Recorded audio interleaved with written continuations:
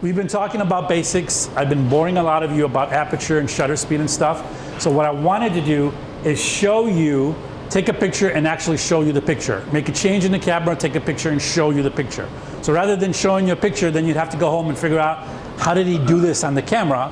I've got it set up, and I'll explain to you my setup in a minute, that I can actually take a picture, adjust the settings, and then you can see what it looks like, and then adjust the setting again and take the picture, and you can see it on the screen what it looks like. Okay?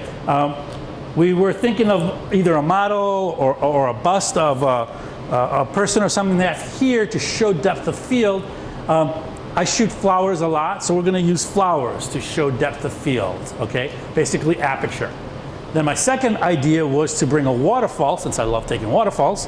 If anybody recognizes that out of Pietro's Villa Verone garden, he knows I took it. It's not like I stole it. Unfortunately, I didn't realize that for that to work, you need the whole base filled with water.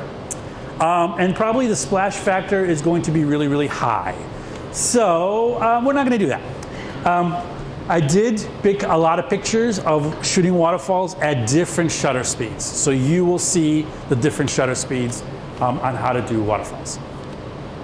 Okay, any questions today? So we're going to cover, basically we had last year about the same time we had PowerPoint presentation on aperture and shutter speed.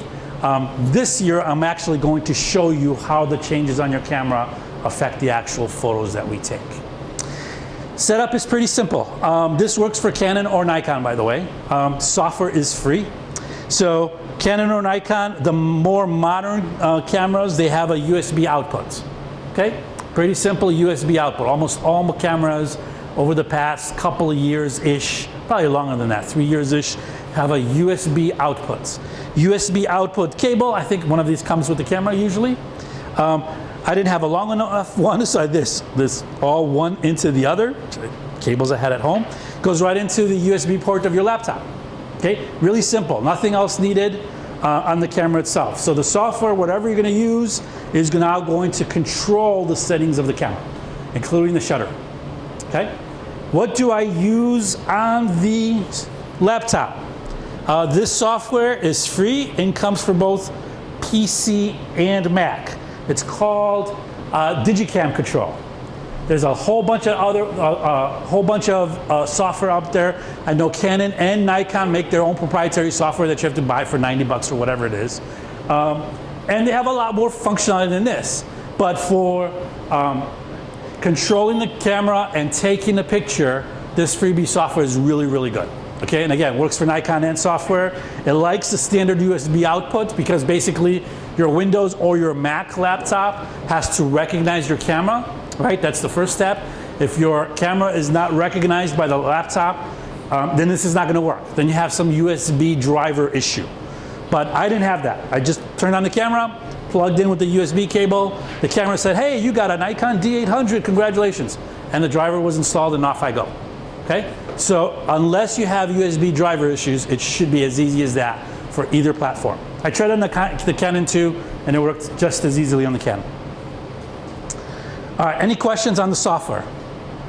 Can you spell it out for those of us who can't see the screen? Yep. D-I-G-I-C-A-M. Where's my finger? There is my finger. Control. Okay, actually Bruce from the Naperville Club told me about this one, the whole setup. Okay, so what does this software do? It's very, very basic. Again, doesn't do very extensive stuff. Notice it's got the settings of the camera here. I can in my little control panel on my left, I can change the settings of the software, then it will change the settings on the camera. So I don't have to keep going to the camera to change settings. I control the basic exposure settings from my laptop. Okay? First button here, that's basically a picture of the shutter that controls the shutter on the camera. If I press a button, it takes a picture. Most cameras today have live view, right? You press live view because it lets you take videos with your camera. That's what this button is for. I can press that button and then it gives me basically a camera control feature, a video control feature of the camera. Okay, so it would be a live view of what you're looking at through the camera. This is download. I've got it set up so it automatically downloads into a folder on my laptop. So I know where my pictures are downloaded.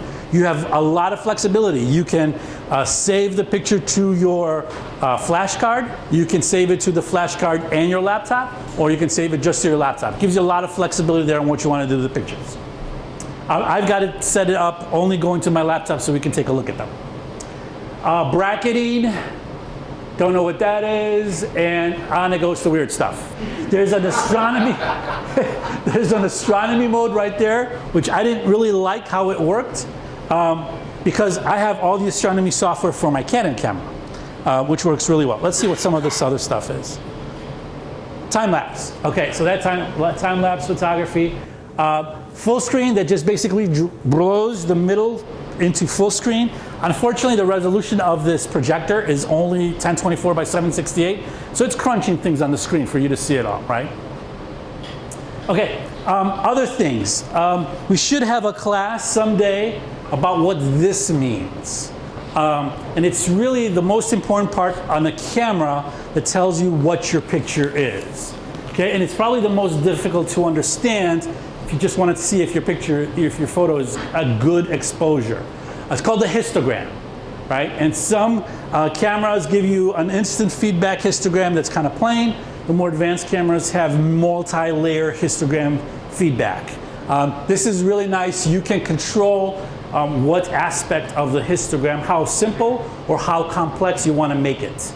Okay.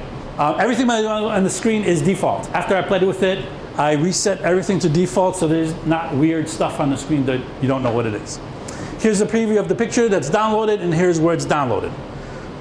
Okay, and then these controls here basically control the full screen image of or the downloaded image of the photo.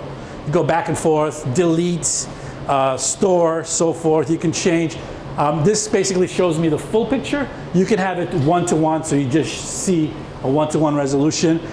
By the way, for the test we're going to do, I don't have a lot of lighting in here, so I'm shooting at ISO, what, 800 or so? Yep. So ISO 800. Normally, I have an off-shoe flash with a cool lights dome in front of it that I would keep somewhere around my object. Okay. Forgot all of that at home. But normally I would do that. Today, this actually works good since the camera is on a tripod. We can take a longer exposure so we don't have to deal with that. There's some lighting coming. Okay, so exposure. What time is it? Okay, plenty of time. So we have our exposure is defined by three things, right? Our aperture, our shutter speed, and our ISO. Okay, the exposure triangle. Those are things that you see right in front. Let me cover the first dial. The first dial is basically tells you how well exposed this is. On a diagram for plus and minus, we always want what the camera meters as the perfect exposure. It may not necessarily mean what you're thinking of getting, but it's what the camera meters as the perfect exposure. Okay? Then I shoot in aperture mode. Basically means I'm going to control the depth of field, the aperture, and let the camera do everything else. It's usually, other than manual, it's probably the second most used mode I use. Okay, we'll cover that more in a second. ISO, one of the parameters of the exposure triangle, right? ISO works exactly as ISO works in film. The higher the number, the more light sensitive that sensor is. Okay, the more light sensitive, the more light comes into the photo. The downside of a higher ISO number is, just like in film days, the higher the ISO, the grainier the image, right? If you have a $3,000 camera, the graininess at 800 or 1600 ISO is very, very small, practically unnoticeable, unless you're printing a 20 by 60 image. The less expensive camera, especially if we're shooting with point and shoots, where the sensor is practically minute, or our camera phones. Keep going. I don't have my camera phone. Or a camera phone that it's you shoot somewhere like the Martini room with your camera phone. It's all blurry and hazy, and it's like ugh. Okay, because that sensor is very, very small and has very low capacity for high ISO. Shutter speed. Shutter speed is basically how fast that shutter is going to remain on, how long that shutter is going to remain on. I'll show you some pictures about shutter in a minute. Okay, it's basically how long that picture is going to take. And finally, aperture. Aperture is the diameter of the opening of your lens. And I'll show you some pictures to explain that to you. Okay? This is what they call a fast lens. I don't need this. A fast lens basically means it can go very wide aperture. Okay, so this is an F28 lens. That's the widest aperture I can shoot with this lens. It's a fairly expensive lens. Even at its widest aperture, it takes really, really sharp images. Okay? Normally, lenses do not take the sharpest images at their extremes, either wide open or all the way stopped down. And I'll show you what those two terms mean. But the more expensive the lens, the more it's made to handle the two extremes very well. White balance. I think we have a class later in the year to talk about white balance. That's a whole subject all by itself. I normally shoot in auto unless I was shooting in a stadium and everything was yellow. It was the most yellow light you can ever think of. So white uniform outfits, when you shot them, they were literally yellow because the halogen lights coming down into the stadium were so yellow.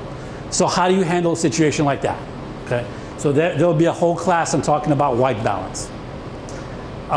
Exposure compensation. So if you're shooting in extremes, like in snow, where the meter is always off because there's so much light, it underexposes all the images. No matter what you do, that's where I tell the camera, okay, if you're going to be like that, I'm going to tell you to do one stop higher for everything you take while I'm out in the snow. So you're forcing the camera to say, okay, you meter wrong, I'm going to overwrite you. And this is your override. It's called exposure compensation.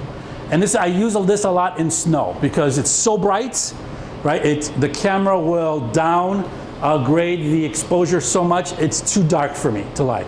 So I can tell the camera while I'm shooting at the Morton Arboretum in the snow, everything I shoot outside, in my next series, give me one stop more, because that's really what I'm looking for.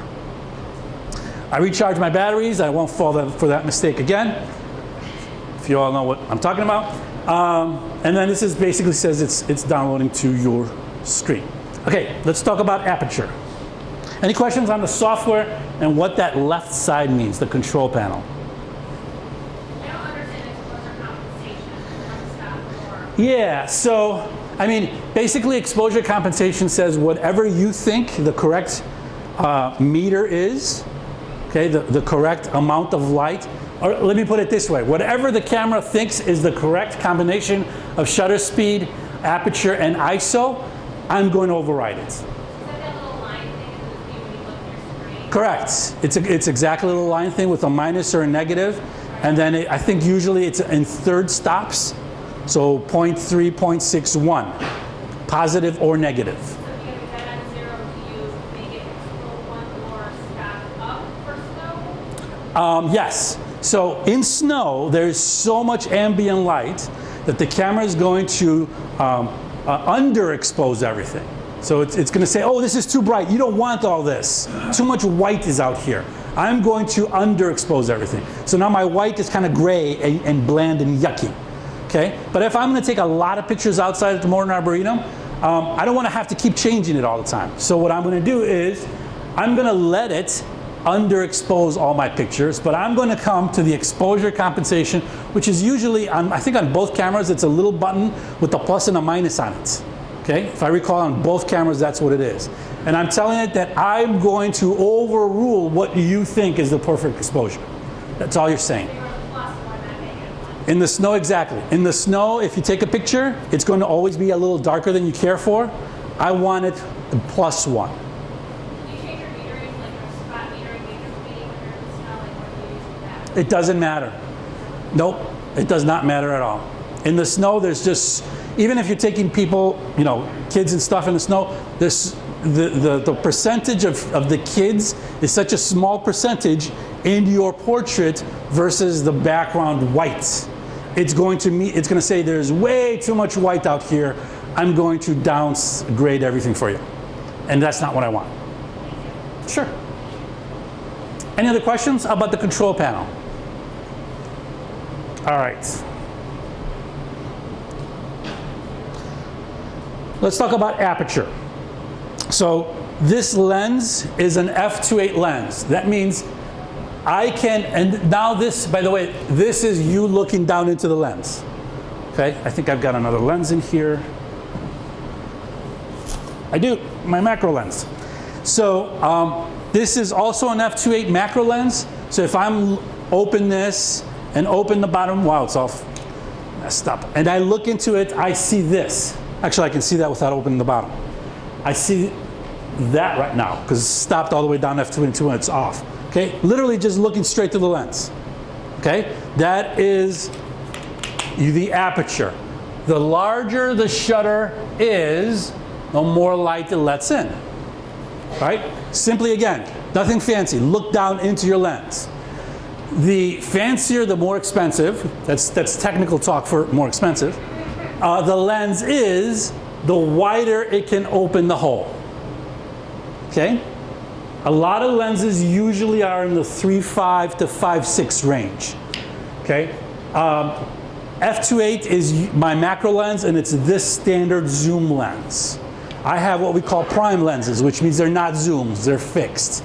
My prime lenses are either f1.4 or f1.8, and I have 4 of them. That means they go even wider than what I can open the hole for this lens. Okay, and the wider you can open that hole and still take sharp pictures kind of defines the quality of the glass and the mechanism, and still be able to take sharp pictures. That's why it's expensive. Okay, that's the key. That's why wide, fast lenses are expensive. All right. As I open the hole in my lens, obviously I'm allowing more light in, right? Pretty obvious there. But there's also a consequence to doing that. As I allow more light in, the depth of my picture that's in focus becomes smaller and smaller. The way to explain this is, if you're looking at something in your eye, and then we squint to make it clear. Okay? It's almost common sense to us. If we look at something, we squint to make it clear. Basically, you're taking your eyeball and you're squinting over here to make it clear. So the depth of field of what you're looking at is becoming much larger. Okay, I like looking at it as the error that's in your eyeball goes away by you squinting. The lens does the exact same thing. As you stop down or make the hole smaller, you're squinting with your lens. And the more you squint with your lens, the more of your picture is going to be in focus. That's the easiest way of explaining it, exactly how your eyeball works. And I'm going to show you that. So usually lenses don't work great on either two edges. At f2.8 or f22, some go up to f36. Very, very, very minute hole, right? Now, a lot of light. So if I'm going to touch nothing else on my camera, lots of light coming in, my shutter is going to be real quick, right? Because there's a ton of light going in. What happens on this extreme end? Very, very little light coming into the camera, right? Because that hole is so small. So if that happens, what's going to happen to my shutter speed? It's going to be much longer, right? So if you want the same amount of light in your picture, if you're going to cut the size of the lens of the hole to this much, it's going to take a lot longer to have the same amount of light hitting that sensor. Does that make sense? Is anyone confused on how this works? Okay? Our fancy lenses, digital lenses, work the same exact way as my Nikon F1 lenses of 15, 20 years ago. Okay? The physics of the optics has not changed just because it's become more automatic. Okay, so larger aperture, smaller aperture. You can see how the numbers, they're actually fractions. That's why f2.8 is much larger than f22 because it's a fraction. It's 1/2, which is almost half. It's actually closer to 1/3 versus 1/22, which is like 5%. Okay? So it's a fraction. Think of it as a fraction. And I will show you now the depth of field. Okay, any questions on this? All right, let's take a picture. Let's go back to my handy dandy program. Notice my aperture is at f/28, right? So it is the widest possible that this lens can do. I will take a picture.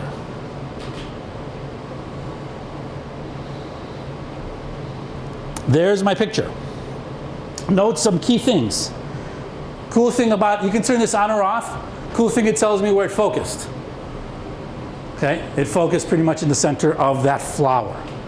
I can control where this focuses. I think this camera has what, 32 or 97 or whatever places that this thing can move around in. Where did it show when it focused? The bracket, you see the little bracket here? Yeah, it's green on green, so I can see if you don't see it, but yeah, it's a little bracket that basically tells you where the focus point was. And notice, when it focuses here, this flower is very much in focus. Everything actually at this plane, so here are the flowers, and I'm trying not to touch it, it focused where? Right here, right? This is the point exactly where it focused. So everything in this plane is in perfect focus. Not a lot in this plane, because this flower sticks way out, and I purposely did that. Because I wanted something that sticks out from the mass of flowers. Think of it as a face and a nose. The nose is the most closest object in a portrait to your camera. Same exact thing. So that's why I kind of put it this way. But notice as you move back, how the flowers get blurry and blurry. Right? That is what's called the depth of field. I focused here, and everything behind the focus point and in front of the focus point, you don't care about in front because there's only air in front, but everything behind and in front gets blurrier and blurrier as you step away from that focus point. Notice by the time you reach the couch or the background, it's so blurry you hardly see it as a couch. Question? You're explaining it, and where you're saying a plane, it suddenly put the light on for me, because I've never heard it explained that way. I always thought the depth of field was more of a circle where that's at, but you're saying it's a flat plane all the way across. Absolutely. It is a... Here, distance from the walls. Yep, it is this plane right here. It is literally this plane. So the distance in front and the distance in back of this photo. The whole picture. Yep. The whole picture is, now I only took one shot. It gets crazier when you have three-dimensional, so the plane is not necessarily like this and maybe like this. But for the sake of this, it is a flat plane at that focus point. And everything in front becomes blurrier, and everything towards the back becomes blurrier. Sure. Okay, and that is defined, the blurriness. Now, if I'm taking a picture of, if I want a nice bouquet of flowers to highlight the roses that are in front. If I'm taking a picture of a beautiful model, what do you normally focus on? Not her nose. The eyes, yes. You focus on the model's eyes. And notice, and then depending on how she's looking at the camera, her nose, the tip of her nose may be out of focus. Because that may be close enough to the camera that it will be out of focus. But the first thing you notice is the eyes, right? So you always focus on the eyes. On almost all cameras, you can move this focus point around. Where and how much around you can move it kind of defines the cost of the camera. Okay, that's one of the factors that define the cost of the camera, is how many meter points you have. All right, so f/28. Widest possible opening on the camera lens, right? That means my shallowest depth of field. Look, literally millimeters behind that point starts, I don't know if you can see it, but starts getting blurrier and blurrier. Certainly the end of the flower, which is only 3 inches behind the tip of the flower, look how blurry this is already. And that's literally just 3 inches or less behind that tip of the flower. Okay? All right, so if I'm going to change this number now to an f/8, so what's going to happen? What do you expect to happen? Well, what's going to happen to the camera lens first? What's physically going to happen? The hole is going to get smaller, right? Because this is the widest hole. This basically says if I'm shooting at 50 millimeters, my hole is approximately 13 millimeters. Fancy math. Take the 50 and divide it by by 2.8. That's how you know how big that hole is. Okay? If I'm going to make now this F8, I'm not going to touch anything else in the camera. So I'm taking, let's say, 50 millimeters, now I'm divided by 8. My 13 millimeter hole now has become a lot less than 13 millimeters. 8-ish. 8-ish millimeters. Okay, do you understand the math? Wide as possible, right? Because you're taking your focal, the focal length of the lens, let's say it's 50. This is a zoom, so you can change that. Let's just call it 50. And you're divided by almost a third. So you're about 13. You're going to make that hole smaller. If I change this to 8, I'm dividing my 50, because I'm not going to touch the zoom on the camera, by 8. Now you're down to about 7 something. Okay? Does the math, I mean, we didn't really, we expected you to do math today. So let's do that.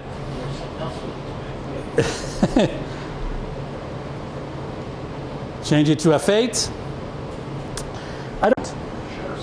This changed. Okay? Did you see how fast that happened? Let me try that again. Let's go back.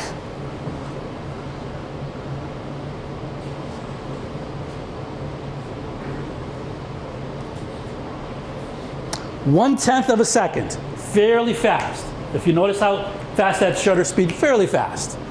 Not hand-holdable by any means, but fast. But remember your exposure triangle. If you change one of the factors, you have to change one other factor, equal amount the opposite side, for the same amount of light to come into the camera. Okay? Shutter speed, ISO, and aperture. Those are my 3 points of my triangle.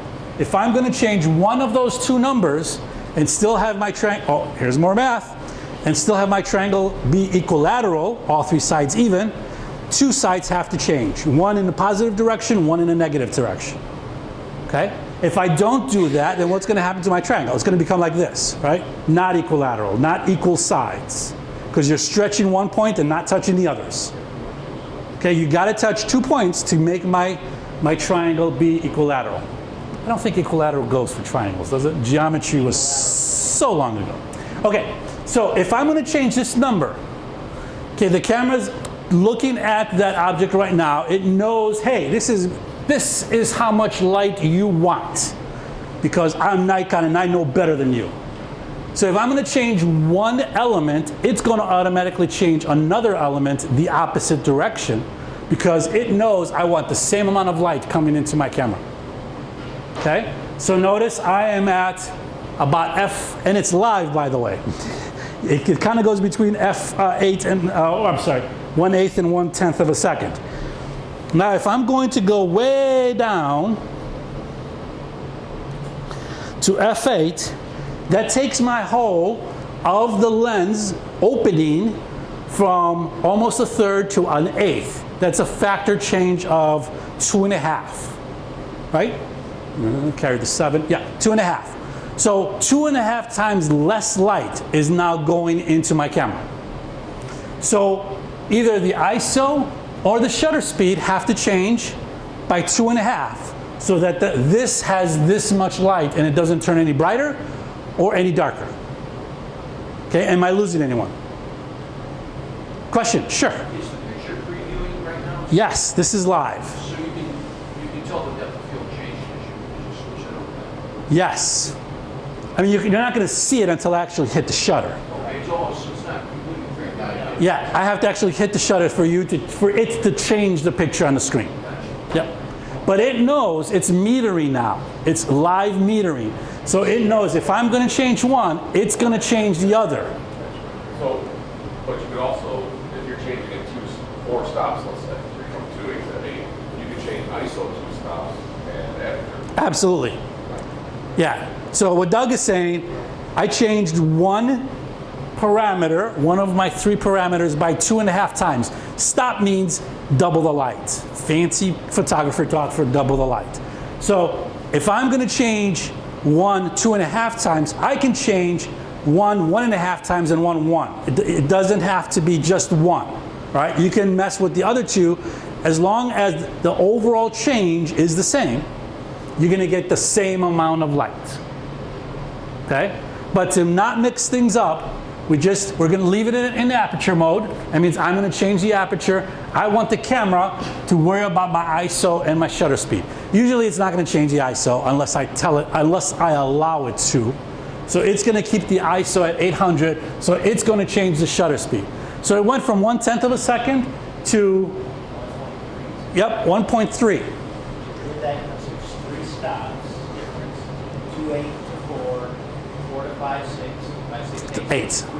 3 whole stops. So you take the 10th, divide that by 3, you know, you go down to the 5, the 2.5, the 1.5, that's why you're going 3. All wonderful math. It works. The math works. And you'll see the shutter speed change when Jim walks in front of the camera. Yeah. If I do one of these, Yeah. notice it's 1 second. My hand is much darker than the amount of light over there. Yep. Okay? Again, I've got it set up so it's live metering. It's not taking the picture, but it's live metering. And you won't see the focus change. Okay. The shutter will. So my hand, again, is so much, what is that? A factor of 8 times less light on this hand right now than it is on there. That's why you see this change from 1 second to 1/1/3 of a second. Okay, let's take this picture. I simply hit this button. Notice a lot slower. Click, wait, click. Versus the other one was click, click. Okay? And now notice what happened. At F8, okay, who knows what kind of iris? What is this yellow flowers? Lilies? Lilies? Okay. My lily, which in the previous picture you can hardly see, is now almost in perfect focus. I can pick out the stamens and the petals and whatever all the fancy parts of a flower are.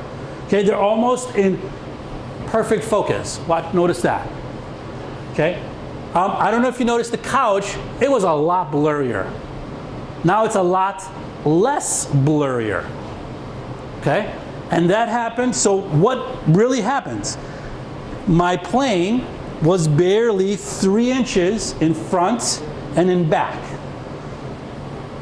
I don't want to drop this, but if that's where it focused, at F28, it focused up to about 3 inches in the back and 3 inches in the front. Everything else in front and everything in the back beyond the 3 inches was blurry. Now what I did, I probably doubled it. Now everything to about 6 inches towards the back and 6 inches towards the front is in focus. Okay? That's basically what I did by changing the aperture. I have control on how much of this person's face, of this object, of this platter of food, of whatever you're taking a picture of, whatever object you're taking a picture of, is in focus. Okay? So let's keep going now.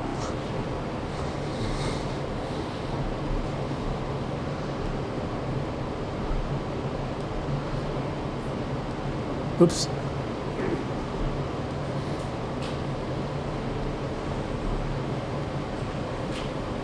Four seconds. Yep. So click and then count to 4 and then click. Okay. So by changing my aperture to F18, now you're talking about 50 millimeters because I haven't touched the zoom. Divided by 18 is, 2 point something millimeters. Really, really small hole. Okay, really small hole. So to still allow this much light to come into my sensor, it's going to have to be open for seconds. Okay? Now, if I want this darker, if I want this lighter, I'm changing everything around, right? My whole triangle changes. But if I want the same amount of light coming into my picture, I'm going to change the aperture. It's going to change the shutter speed while keeping the same ISO. Look at my picture now. I can see the petals all the way in the flower in the back. These, right? Yep. Are pretty much in focus. So that's almost a foot behind the focus point. It's still in focus. And now look, you can start seeing clear details of the couch and what's on the couch. Right? So now this couch, which is 5 feet behind that focus point, starts being in focus. Versus at f28, it was only 3 inches. So by changing one value, you are changing the depth of field, but you're also changing the shutter speed. Okay, so obviously if you're going to take at night on a tripod something of long exposure, you're going to have a tripod, right? There's no way you're going to hold 4 seconds. Anything over a 60th of a second, you're going to need a tripod anyway. Okay, any questions on what we just did? Any questions on what aperture is and how the change affects your picture?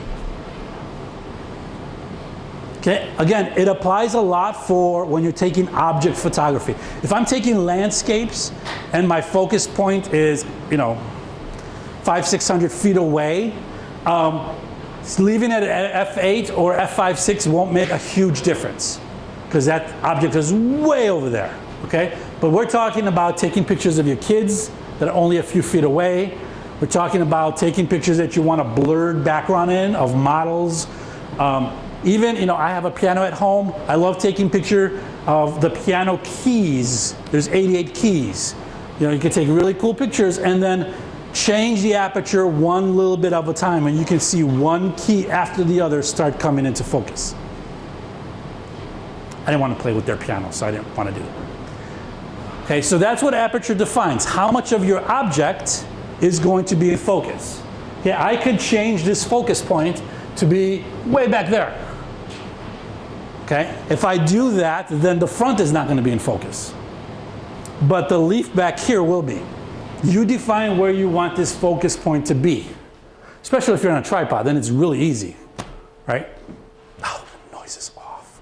I don't have to yell. All right, any questions about aperture? All right, the second presentation was going to be splattering all this water all over this place, but we're not going to do that. But we're going to talk about shutter speed and how it affects waterfalls. So instead of splashing water everywhere, I'm going to show you some pictures that I took fairly recently.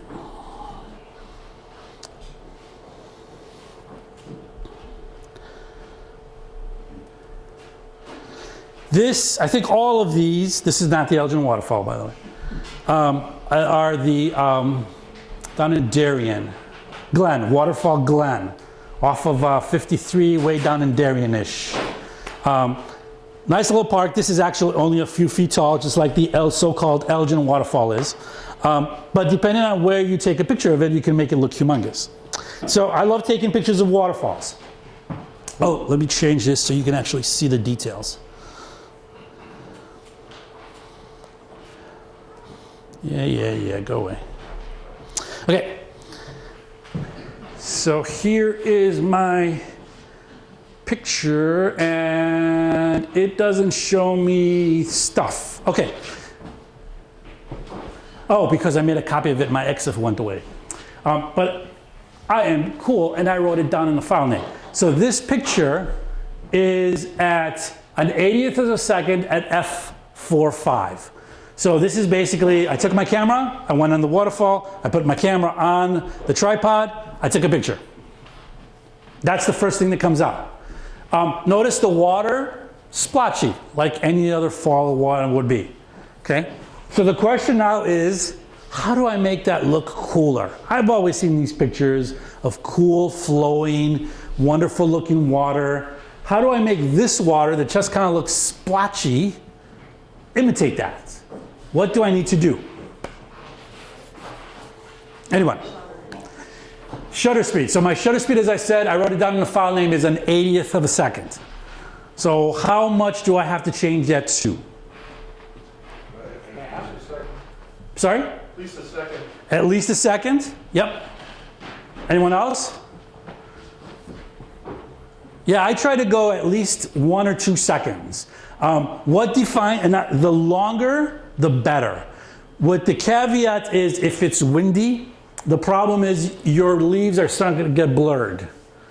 Okay? because if you have motion in the leaves, because it's windy, if you have a long exposure, guess what's going to happen? They're just going to be blurry. You're not going to be clean. So if it's not windy outside and you take a 2, 3, 4, 30-second exposure, I find it nicer, the bigger the waterfall, the longer the exposure. Okay, for me, I love that quality. The smaller the waterfall, and again, this is only a 5-foot waterfall. Don't let the picture throw you off. I don't have to go that many seconds. Also, you look at other elements in the picture. The longer you do the exposure, the cooler the tidal waves is. It's not tidal wave, but the tidals, the movement of the bubbles on the water surface starts making some cool patterns. Because as the water falls into this pool, it's pretty much consistent on how that water is going to go on the surface. Okay, unless again there's wind or some other thing hitting that water. So for a small waterfall like this, about a second, maybe 2 seconds. Huge waterfall like when up Iron Mountain, Michigan and Wisconsin, I'm going to go 30 seconds or more. Okay. Let me show you how it looks, and then we're going to discuss how we do that. So here's the next image. This is 1/8 of a second. Okay, or 0.8 seconds. So almost not 1/8 of a second. 0.8 seconds, which is about 3/4 of a second. So we went from 1/80th of a second to about 3/4 of a second. So a change of factor of over 10. Right? Notice, how do I accomplish that and still have the same amount of light? You know, my trees are not any darker, my trees are not any lighter. The same amount of light is coming to the camera. If I'm going to mess with the aperture, if I'm going to mess with the shutter speed, it's basically the same exact thing you saw here in reverse. Okay, here I change the aperture, the camera changed the shutter speed. When I'm shooting waterfalls, I care about motion. So I'm going to control the shutter speed, the camera is going to control the aperture. Okay, the same exact thing I did here, just in reverse. Okay, again, if you want the same amount of light in your picture, if you're going to change one value, one other value has to change the equivalent amount the opposite direction. Okay, if I'm going to change my shutter speed to be longer, a lot more light is coming into that camera. 10 times more light than the picture you just saw previously. Okay, so if I left the other 2 factors untouched, what's going to happen? This picture would be white. Too much light coming into it, right? If I only changed the shutter speed, did not allow the picture to change anything else, this picture would have been total white, because that's 10 times more light.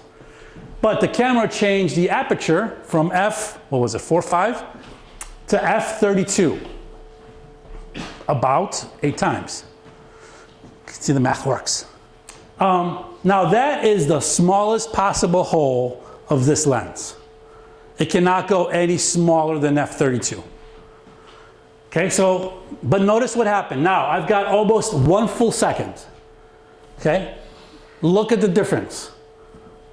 A lot of people love how that water looks versus the blotchy water.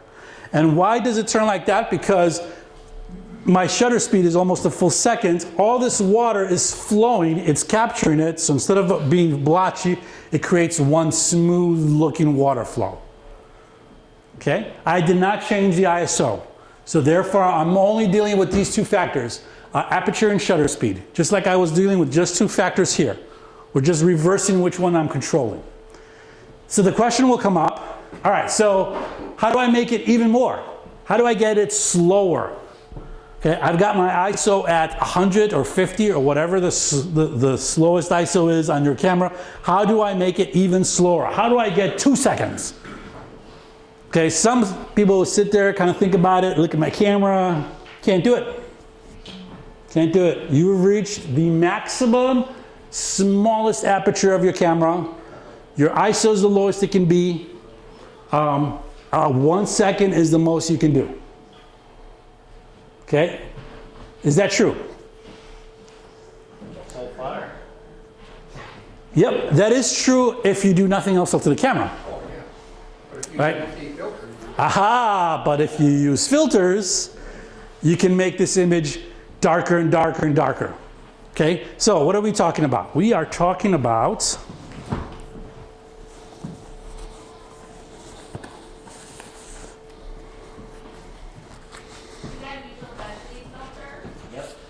this is a neutral density filter, that's correct. So there's two kind of major types of filters. There's polarizers, which are usually circular polarizers, okay, and there's neutral density filter. A neutral density filter just basically gives you the same amount of blackness across the whole image. Okay, this screws on in front of that lens. Just screws on right there. So this is a this is a 0.6. So it's almost a complete stop. So I have them in thirds. I have a third of a stop, a sixth of a stop, and a whole stop. Okay? They may come out to a 10-stop filter for a few $100s. I don't know what its cost is anymore. Yeah. So you get a 10-stop filter. I've borrowed one. I've used one. I just never bought one yet. So this, as you can see, if you look at it, it just makes things, yeah, right. If it just makes things darker. Equally across the whole lens. So if I put this in front of there, it's basically going to make everything 2/3 of a stop darker. Okay. This day, by the way, I forgot this at home, so I couldn't do that. But that's, and now the nice thing is you can take, if you don't have a 10-stop, you can take multiple stops and put them in front of each other. Just add up. Now, there's a caveat there. These go anywhere between pennies to $50. And the difference between pennies and $50 is the quality of that glass. If you're going to spend $3,000 on a camera, $2,000 on a lens, you're not going to put a 2-cent lens filter in front of that, because you're going to end up with a 2-cent picture, right? So you want to, people say, well, which one should I buy? My answer is the best you can afford. It's like a car, which one should I buy? The best you can afford. These are pretty standard, up to $10, nothing fancy. They work nicely, they stack nicely. They're ProMasters, so I can stack a few of them at a time. The Tiffins and ProMasters are really good. There's a much more expensive brand, which I forget what it is. I'm sorry? Thank you. More expensive, better quality glass, right? So they can take a few of them more getting stacked. But I would not buy one for 99 cents at Amazon. Because again, you're going to end up with a 99 cents picture that you went, miles and miles to try to go get. It's not worth it. Yeah? We get this kind of program. Yep, this is one of the objects we get discounts on. Lenses, lens filters. So I would put this. Now, what happens is, as I put this in front, either this one or a full stop one, what's going to happen to the image in the viewfinder? It's going to get darker. So dark that I can't see anything through the viewfinder anymore. Because what's happening is you're looking literally through the viewfinder of what's happening over there, right? If I'm going to make it darker, it's going to be darker through the viewfinder. Now I can't see the waterfall I'm shooting. So what you want to do is set it up, okay? I usually shoot waterfalls in manual. Shoot your picture, put this in front, don't touch focus, don't touch anything, and be in manual mode. Put this in front, take a picture. Guess what it's going to be? Darker, right? If I haven't touched anything, I'm in manual mode, I stick this in front, my picture is going to be darker, right? Because it's going to shoot through this. Then I play with my shutter speed. Okay, I'm maxed out by Aperture. My Aperture cannot go any smaller. I am maxed out on my Aperture. I am the slowest I can go on my ISO. I cannot go any more than 50 or 100 or whatever your camera could do. I have no control over those two factors. The only thing I can control is that shutter speed. And I have full liberty on the shutter speed, right? I've got a remote control. I can go minutes or longer, right? So that's the only thing I can control. So what I do is I put this in front there. I start increasing the shutter speed. So then I can see the histogram. I can see in my picture when it looks this amount of light. Okay, and then I may even bracket. I might take a few darker ones, a few lighter ones, kind of look at, when I get home, look at it by mid monitor, which one I like. Okay, but that's how I work the waterfalls. I always carry a bunch of these. Make the image as close to 30 seconds as possible if it's a much bigger waterfall. For this small waterfall, it doesn't matter. Okay, let me show you some more examples. I think it's mostly the same waterfall. This one is 16 seconds. Not a huge difference, and it was a nice calm day. This one was a quarter of a second. No, it really was. And this is 1 second. Okay, again, the flowing water. 50th of a second, 13 seconds. And then, 1.3 seconds versus 13 seconds. That's what that meant. This is 1.3 seconds at F7. Okay, and then I take the next picture. That didn't change. I take the next picture. There we go. Now it becomes 13 seconds at F29. How do I know one is 1.3 seconds, one is 13 seconds? Because it went from F7 to F29. This picture would be black if that had not changed. Okay, again, you're changing two factors. I'm not changing the ISO. My ISO is the lowest possible I can. So those are the only two factors that are changing on these pictures. Okay, I want my aperture to be, again, I don't normally go to the extreme value. Only because, like I said, for most lenses, the extremes, you're not getting the sharpest possible picture. Unless it's a very, very expensive lens. Okay, so I kind of stay away from the extremes. I do like shooting wide open, but I don't like shooting, all the way closed down to f32 or 36. Okay, I try to stay a little bit over that. Only because I want to make sure my picture is the sharpest possible. But now, notice very blotchy previously, very beautifully flowing, and notice the splatter goes away on the water surface. It becomes almost milky, foggy surface because of all that splatter as it falls down. Because this is a 13-second exposure. This night I did have my polarizer, my neutral density filters. Okay, this is 1/60th of a second at f11. This is 10 seconds at f11.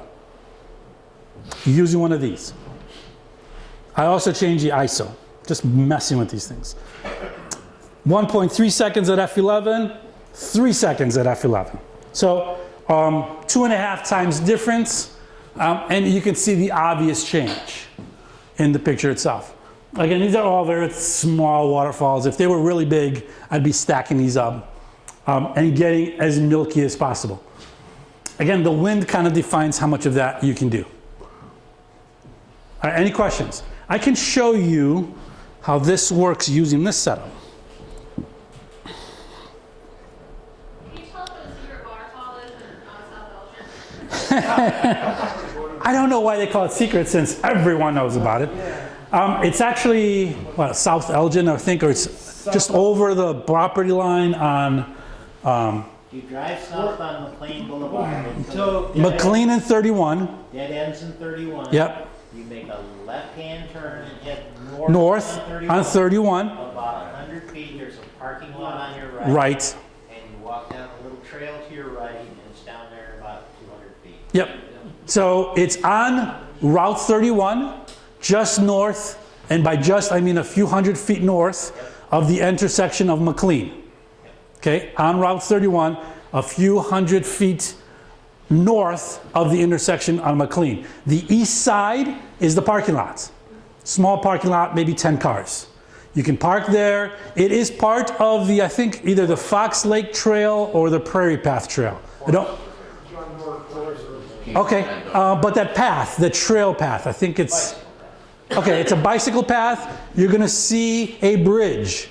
Okay, as you're going south of the bicycle path, you'll see a bridge. You're going to go over. If you stop at the bridge, look west, bam, there it is. Okay, you can climb down under the bridge, walk few hundred feet, and you're on it. Actually, a pretty nice trail. Very nice trail. Very busy trail, especially, you know, Saturday. So even in the winter, it's very busy. People are walking their dogs, bicycling, skiing, doing all that fun stuff up and down that trail. People just don't look when they're going over the bridge. They're kind of concentrating on going over the bridge without falling, because there's a slight step, you know, over the bridge. They don't look over there, and there it is. Usually, I mean, there isn't a lot of foliage covering it. Sometimes there is, but it's blatant. If you look to the west or to the right, if you're going south, you can really see it. And then you just climb down, easy climb. Usually it's a lot of kids that are there that you have to wait patiently until they get off, give them, you know, nasty stares.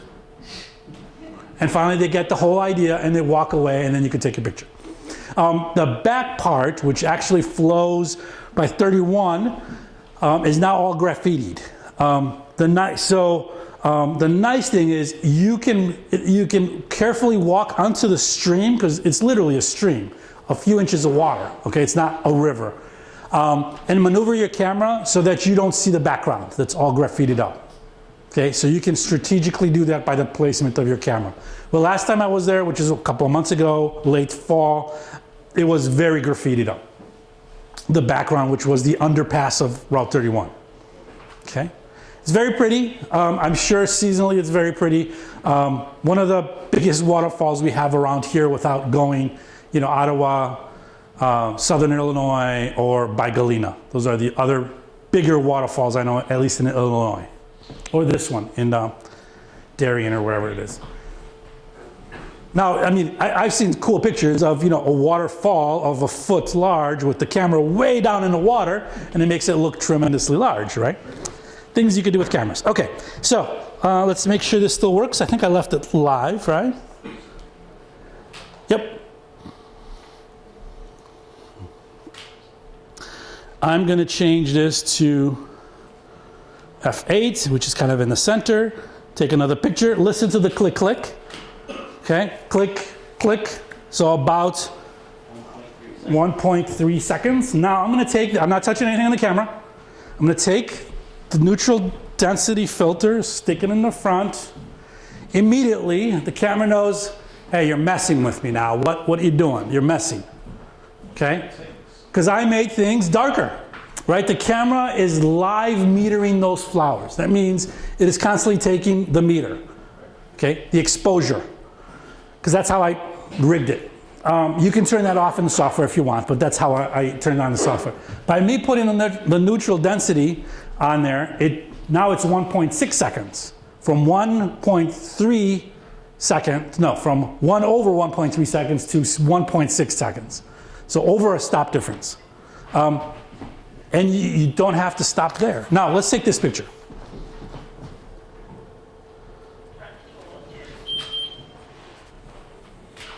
Okay, almost 2 seconds. Notice about the same amount of light in the image. Let's make it even darker. Some of these are polarizers. That's a circular polarizer. I think that's a circular polarizer. Yeah, it is. Still proves the point. It's just a circular polarizer. Actually make variable neutral density filters, which are a pair of cross polarizing. They do, yes. Okay, that's a density filter.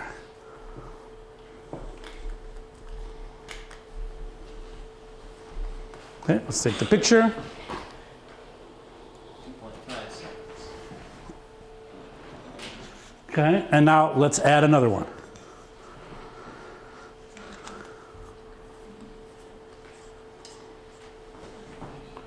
And now it went up to 3 to 4 seconds.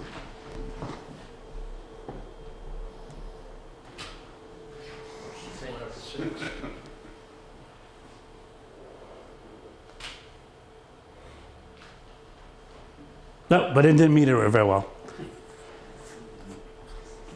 Got darker. Stump the meter. Yes, I fooled it. It's just 5 seconds. All right. So as you can see, I can stack them. Problem with having a lot of lenses is you have to keep different diameters of these filters. If I put another one yet in front, it's going to, I think when it wakes up, it's going to get even slower.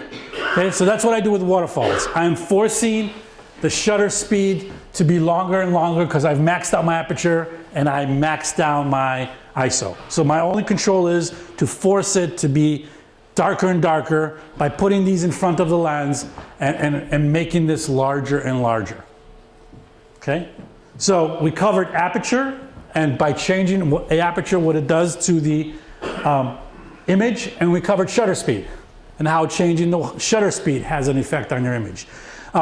We talked about waterfalls, but it applies to anything in motion. You know, I took pictures of the Porsche Club a couple of months ago.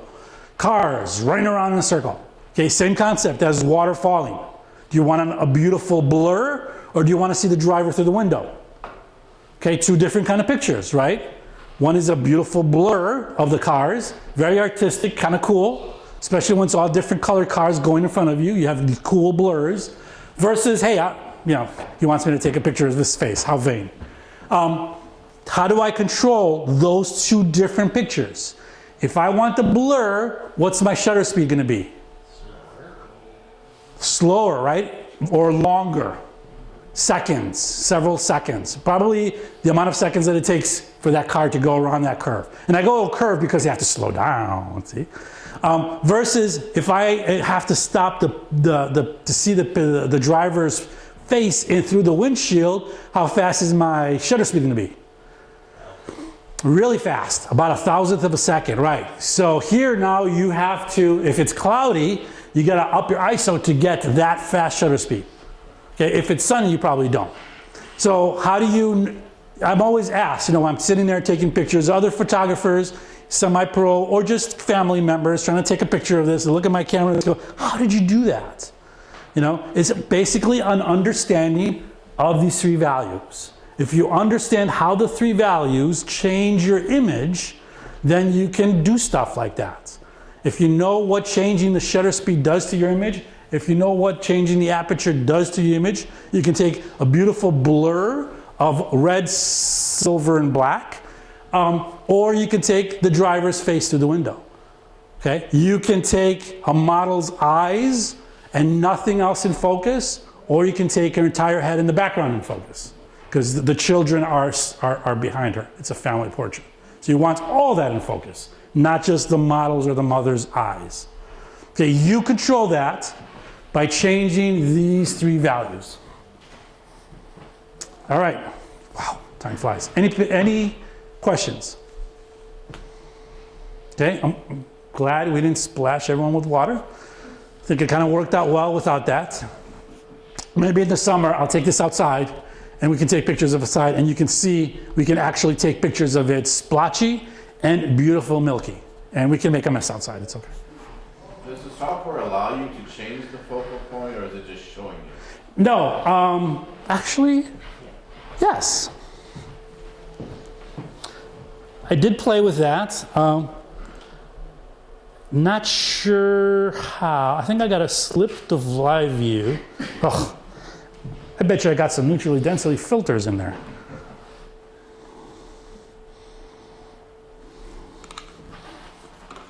How's that? Better? All right, so let's close that. All right, better. So this is live view now. Can you see it shake? You can't see it shake. But if you shake the table, it'll show you shake because it's in live view of the image. It would be like me taking video right now through the camera. If your camera does video, you can mess with this. It's not having an effect. There we go. And again, this is live view. So now can I change where the focus point is? Certainly can in the camera. Yep. I mean, yeah, you can in the camera, right? You have a special dial to do that. I think you can in the software. I just haven't played. Oh, wow. It's a lot brighter on my screen than it is up there. But you certainly can. I just haven't played that much with it. Okay. Like you remove it when you click drag. Yeah, I think so. I think this lets you move it all the way around to see where you can focus on. Or is that a meter? Let's see. That may be the meter. Yeah, that's the meter. Spot metering, you do that anyway. Oh, this is set on single. What if we go to... And I'm sure it will. I mean, it looks like it should. I just don't know how to set it. I can play with that. Yeah. But it's free. I mean, it has a lot of functionality for free software. All right, any other questions? Okay, that's after 8:30. Thank you all very much. Next month, again, Mario is going to give a presentation on shooting in low light environments. And then we're going to go down to the Martini room where we can have a low light environment. We'll have some models there. The place is full of props, and then we'll start taking some pictures. Okay, bring a small tripod if you have it, bring a monopod, and we'll just have some fun. Great job, Jim. All right, thank you very much.